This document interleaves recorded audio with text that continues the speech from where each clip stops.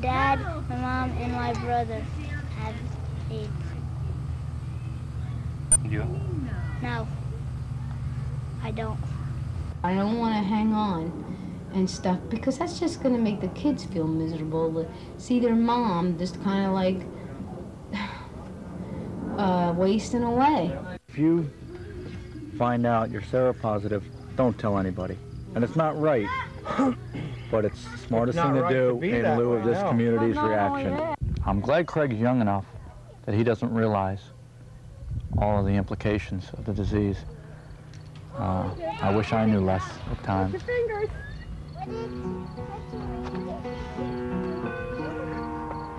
Well, look out, Craig. She's going to step on your head.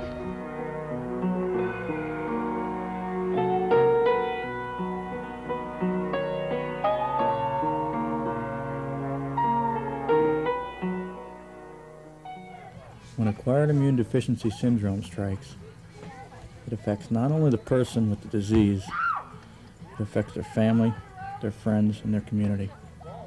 I was a dispatch supervisor for a trucking company. I was exposed to the AIDS virus through contact with my wife. Donna was in an automobile accident in 1984. She received a blood transfusion which contains the AIDS virus. My younger son, Craig, was diagnosed as seropositive in December of 1986. Barry, my oldest son, has not been exposed to the AIDS virus.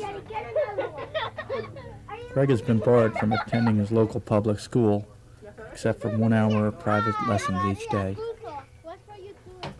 I'll agree with the fact that all the children born should be tested for it for the mere fact that it's a personal item. Okay? Hey, it's a personal item I could do without. Yes, you can, but Bill, what I'm getting at is if the kid is born with it, that kid can also in turn turn around and pass it to how many other people? What Bill said to me yesterday, I think everyone should be tested and then we'll know. And I had to get up and scream at her that we will still not know. What we'll do is we'll waste a lot of blood and a lot of money and we'll make a lot of labs rich. Oh, because yeah, the dormant period where the cell finally does appear on the HTLV3 test is in question. What happens with societal reaction to this disease is very often more damaging than the disease itself. It is, definitely. Look what they've done to this family. Craig could be living a happy, normal, healthy life if people would leave him alone, and instead he's been locked up away from school. He's then had an isolation education in a classroom by himself with a strange teacher and no students in it. And what's so strange is they think that if they block one little boy out that they're going to solve this problem. I said, don't you realize when you go to the grocery store you're coming in contact with people with this, when you go to Burger King and McDonald's and the fast food places? The people that want to be so gullible to it or so ignorant to it better stay right in their house and lock the doors and not go nowhere because, you know, you go to the restaurant, you eat, there might have been somebody that ate just before you sitting in that same seat or whatever. And hey, I mean... Yeah, but not only that, if you're going to be that way, don't go to the doctor's office. The whole because that's where all sick people go. It's an initiation of fear based on lack of knowledge. People are going to have to learn. You're going to have to learn about the disease. You know, I wouldn't have Barry here being exposed if it was that dangerous. That'd be the bottom line on it. They don't seem to realize that. I'm sure as much as they care about their kids, I care about mine more. That's how I feel. Barry wouldn't be here if there was a danger.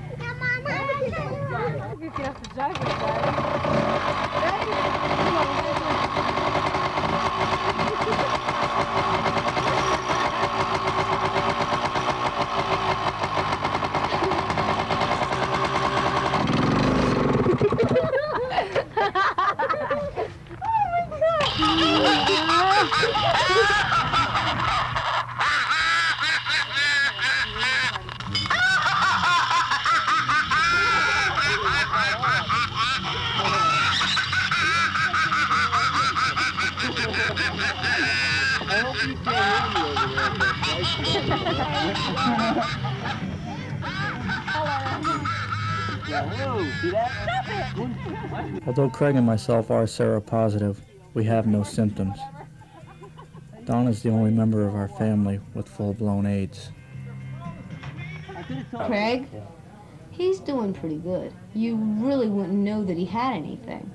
So he was coughing there for a while, and I was worried, because that's one of the things that happened to me, but he hasn't coughed lately. That was like a cold. I kept giving him cough medicine and stuff, because he was coughing pretty much. So I just gave him cough medicine, and it cleared up. So thank goodness. I was getting really fearful. I thought he had actually caught it, and I hope not. I hope he waits a few years before anything happens. It hurt him. You could see the hurt in his face that those parents wouldn't let their kids near him. I mean, he'd call them up on the telephone and they'd say, "Oh, I can't talk to you right now," and that was the end of the conversation. One of them said, "I can't play with you anymore. My mom said you got AIDS." And it hurt him. You know, he can't understand how people can be mean like that, and that's what he thought. And he says, "Well, I don't have to play with you, so, you know, so big deal." That's what he said. He goes, "You don't want to play with me, you don't have to." He's not dumb. Like, they're funny looking. Like capsules to me. What we do is I lay out, starting at noon to 8 the following morning, all the pills for the day. That way I can always check by the clock if I missed or not. And it's a pretty good system. That means I don't have to get out of bed at 8 in the morning. I just keep it at the head of the day. And it's always the last 2 pills in the bottle at 8 in the morning. And I give them to her. It's been 6 months since Donna was diagnosed. Since then, her mental aptitude has depreciated greatly. The toughest part of AIDS is to have to watch your loved one deteriorate before your eyes. AZT has slowed down the progress of AIDS. After taking the drug for only a few weeks, Donna's condition has improved physically, yet the effects of dementia are still undiminished.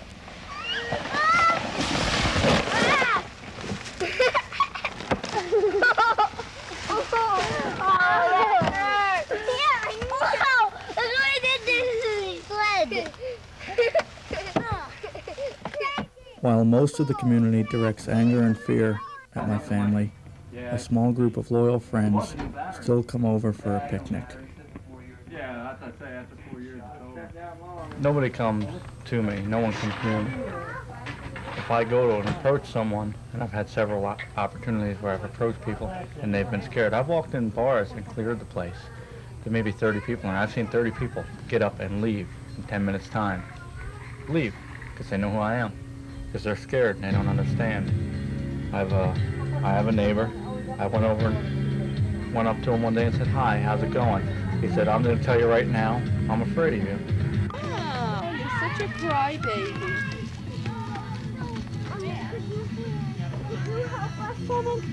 Tough. I was going to say, take them off. This is too bad. This is so interesting to me. Why are they calling the high-risk areas, the bus, the bathroom, and the playground? State orders boy with AIDS virus return to classroom. Strenger! State orders boy back to class. Right on the pen. Right on the pen. Who did? You did? He did. Yeah. Home field patrol. Come on, Mom, now I'll play you. 5 kids showed up. And all 4 other kids other than himself, and they were all his friends. So he was happy. As far as the other people and what they want to do, if they want to keep their kids out, it's not my problem. They're their kids. I don't expect them to tell me what to do with my kid, and I'm not about to tell them what to do with theirs. So they'll come around. He didn't consider 3 years ago that if she went out all night and stayed out to 7 in the morning, that she might fall asleep driving home because she hadn't slept since the following night. And that's exactly what happened. And she didn't consider that she could die from that, which is just about what happened. But they saved her. But in saving her, they infected her with the AIDS virus. So now, instead of losing just 1 life 3 years ago, we face the very real possibility of losing 3. On a magnitude of suffering that is going to be 10 times greater than that car accident ever was. It's going to be so much more devastating.